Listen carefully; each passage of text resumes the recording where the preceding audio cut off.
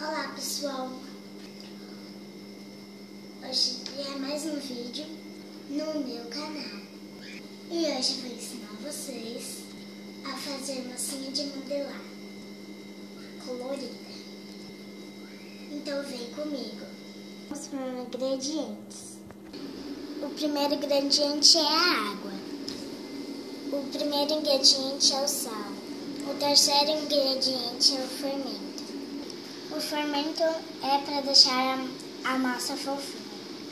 E a farinha de trigo, a principal. Um potinho velho, um palitinho para mexer, ou uma colher. Tinta guache ou corante. Tinta guache verde. Vamos jogar a farinha. Começar a jogar o fermento.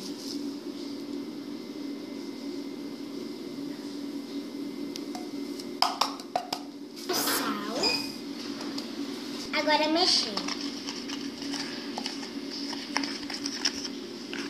Agora coloque a água. Agora coloque a tinta. Eu já coloquei. A minha é a verde clara. Agora você troca para uma tampa ou para um pote. Agora mexa e modele ela. Até ficar a consistência que você quer. Ficou assim, bem clarinha. E claro que ficou claro por causa que é verde claro. Esse foi o vídeo. Espero que vocês gostem. Dê uma curtidinha e comente. E se inscreva no meu canal. Tchau, tchau. Tchau, tchau.